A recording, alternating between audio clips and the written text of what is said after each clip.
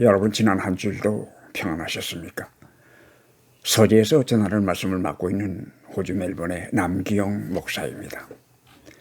제가 여러분의 얼굴을 볼 수 없으니 좀 답답하기는 하지만 그래도 하나님께서 우리들에게 마음의 눈을 주셨다고 하는 것이 얼마나 감사한 일인지 모르겠습니다. 오늘은 그 21번째 말씀이 되겠습니다.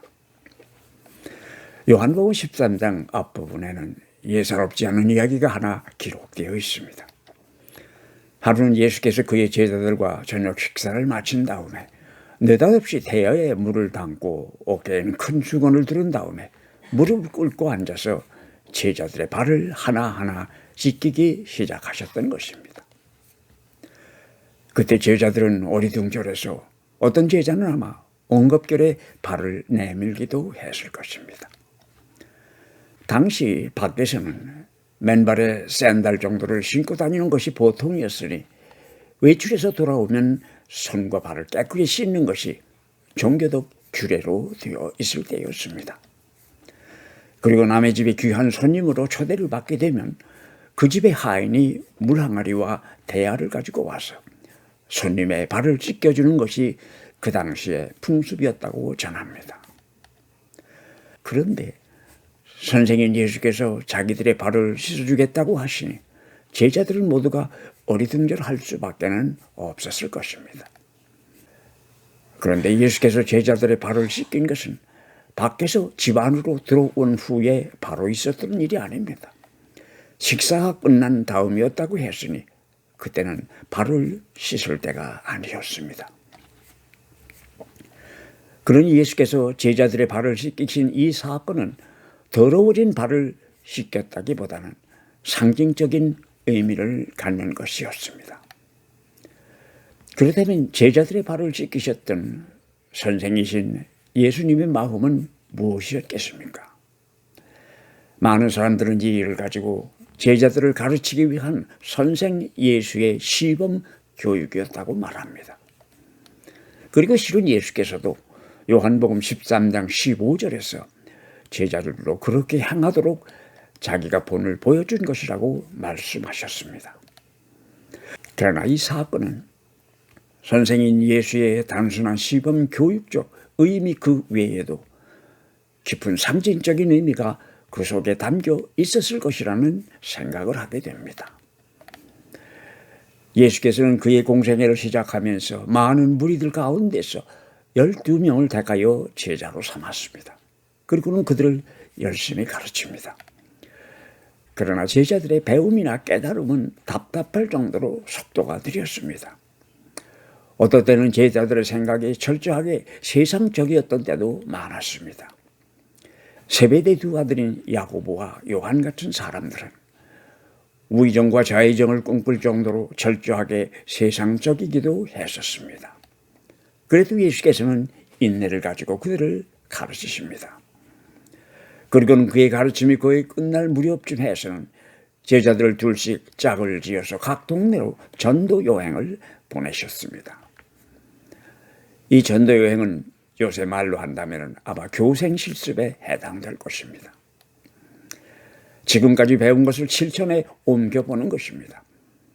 그리고 또 이 전도 여행은 제자들의 교육을 마무리하는 클라이막스를 이루는 사건이기도 했었습니다. 그런데 예수님께서 이 발을 씻으셨던 시범은 그 후에 일어난 일이었습니다. 이러한 맥락에서 본다면 이 사건은 제자들의 3년간의 수업의 마지막 의식인 졸업식에 해당하는 것이 아니었겠는가 하는 생각을 하게 됩니다. 그러니 예수께서 제자들의 발을 씻으셨던 사건은 졸업식과 같은 상징적인 의식이었습니다. 요한복음 13장 14절을 보면 예수께서는 스승이며 주가 되는 자기가 제자들의 발을 씻겨 주었으니 그들도 서로 발을 씻어 주어야 한다고 말씀하십니다. 이 말은 다른 사람을 가르칠 선생이 되는 임명장을 수여하면서 들려주었던 선생인 예수의 졸업 훈시였던 셈입니다. 그런데 졸업식 이야기가 났으니 말이지만 졸업이란 과정을 마치었다는 생각에서 어떤 일의 끝이라는 의미도 그 안에 포함되어 있지만 또 한편으로는 배우던 사람이 이제는 남을 가르칠 수 있는 사람이 되었다는 뜻도 있기에 졸업이란 새로운 시작이라는 개념이 강하게 담겨 있다고도 할 수 있을 것입니다. 그리고 이 주님의 당부는 오늘 교회 모든 교역자나 직분을 맡은 사람들의 믿음의 근거가 되어야 할 것입니다. 그렇지 않으면 언제인가 교회는 바리새파 교인으로 채워지고 말 것이기 때문입니다. 기독교에서는 목사가 되거나 항전직 장로나 집사로 취임을 하게 되면 안수라는 것을 받게 됩니다. 안수는 구약시대에 왕이나 대제사장이 될 때 기름을 붓고 안수하는 데서 비롯된 것입니다. 그래서 때로는 목사를 기름 부은 종이라고도 부릅니다. 나는 이런 생각을 하면서 만약에 목사로 안수를 받을 때 머리에 손을 얹고 기도만 할 것이 아니라 안수하는 목사가 안수받는 목사의 발을 씻어준다면 예수님의 생각에 더 가까울 것이 아닐까 하는 생각을 해보았습니다. 또 재직들의 경우라면 목사가 장로나 집사나 권사들의 발을 씻어줄 수도 있을 것입니다. 그리고 또 목사가 새로 부임할 때에는 새로 부임하는 목사가 모든 교인의 발을 하나하나 씻어줄 수 있다면 예수의 애당초 생각과 더 가까울 것이 아니겠는가 하는 생각도 해보았습니다. 그런데 말입니다. 내가 부임하는 목사가 전 교인의 발을 씻어주는 이야기를 하면 어떤 분은 정신 나간 소리 말라면서 요사이는 교회가 좀 크다 싶으면 교인의 수가 수천 명이 되는 판인데 그 많은 교인들의 발을 어떻게 다 씻어주겠느냐고 하실지 모릅니다. 불가능하지 않겠지만은 비현실적이겠죠. 그렇다면 발을 한 번 씻기는 것도 어려울 정도의 교인이라면 그 목사가 부임한 후에 그 많은 양들을 정말로 이름과 얼굴을 하나하나 기억해가면서 내 양처럼 잘 돌보는 것은 가능할까 하는 생각이 듭니다. 아, 그래서 교회 부목사가 있는 거라고요. 참목자는 하나하나 그들의 이름으로 알아본다고 하지 않았습니까? 이것은 목자가 기억력이 좋아야 한다는 이야기를 하는 것이 아니지 않습니까? 그런데 예수께서는 제자들의 발을 하나하나 씻기시다가 소위 반장격이었던 베드로의 차례가 되니 그는 주님이 되시는 예수께서 자기의 발을 씻기는 일은 절대로 있을 수 없는 일이라고 완강하게 거절을 합니다. 만약 그때 예수께서 대야의 물이 아니고 오리브유를 가지고 와서 머리에 붓는 의식을 행하려고 했다면 모르기는 해도 다른 사람들보다 갑절은 더 부어주었으면 하고 기대했을지도 모르겠습니다. 그러나 예수께서 자기의 발을 씻겨 주시겠다고 하니 펄쩍 뛰었던 것입니다. 이것은 사도가 무엇인가에 대한 예수와 베드로의 생각이 서로 달랐기 때문이었습니다. 그러나 그때 예수께서는 조용히 말씀하십니다. 내가 너를 씻어주지 않으면 이제 너는 나와 아무 상관도 없게 된다. 이 말을 들었던 베드로는 어떠했습니까? 주님, 그렇다면 발뿐 아니라 내 손과 머리까지도 씻겨달라고 하지 않았습니까?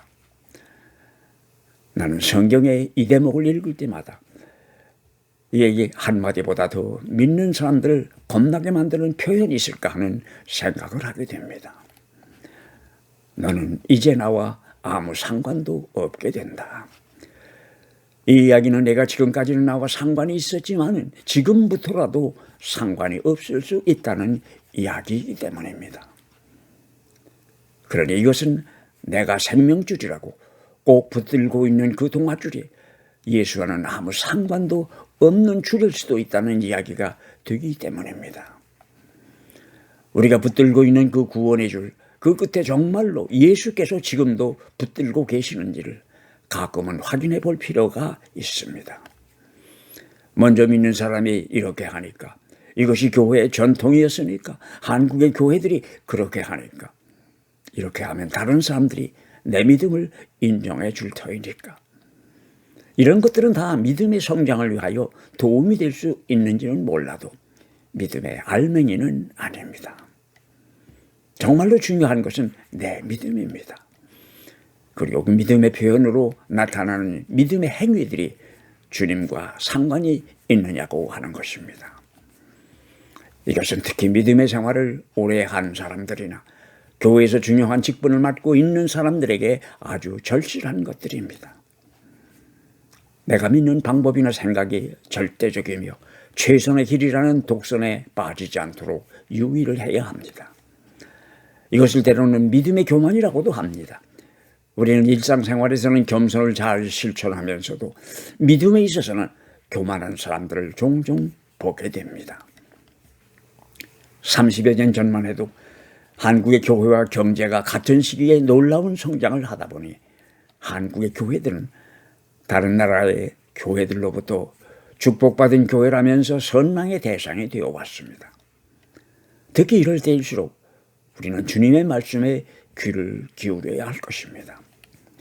실로 그 베드로의 뚝심 같은 고집을 눈 녹이듯 달랠 수 있었던 것도 바로 그 너는 이제 나와 아무 상관도 없게 된다는 주님의 그 한마디였습니다.